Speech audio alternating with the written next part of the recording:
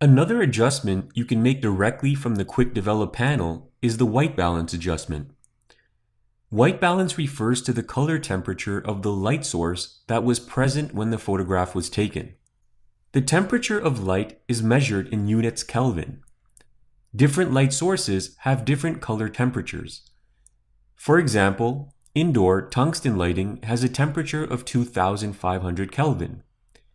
A flash or bright LED light has a temperature of 5500 Kelvin. This chart provides a breakdown of different light sources and their temperature. The temperature of light used when your photo is taken will affect the overall composition of your image. To simplify this concept, daylight, tungsten, and candlelight will produce more red and yellow tones in your image, whereas blue light, such as that from a flash, LED, or blue sky, will produce more bluish tones. You may have heard the expression, "the colors in this photo are too warm," or perhaps, "the colors in this photo are too cool." Warm refers to too many yellow and red tones, whereas cool refers to too many bluish tones. Using the incorrect white balance adjustment on your camera will lead to an inaccurate display of colors in your photo. That's why it's great that we can quickly adjust color temperature right through the Quick Develop panel.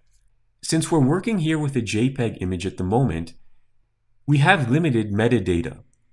The options for white balance will be limited.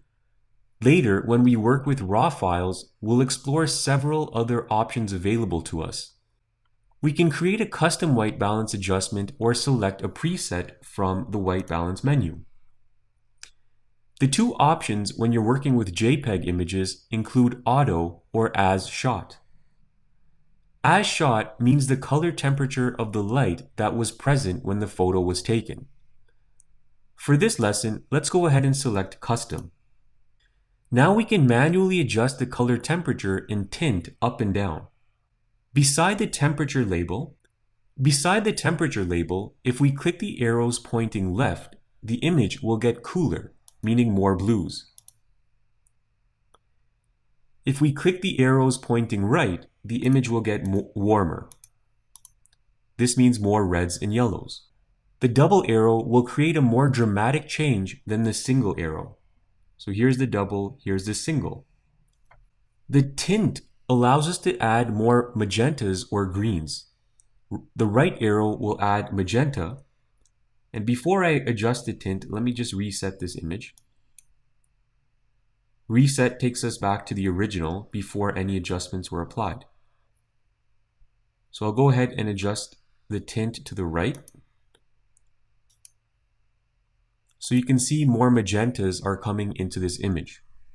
If I go to the left,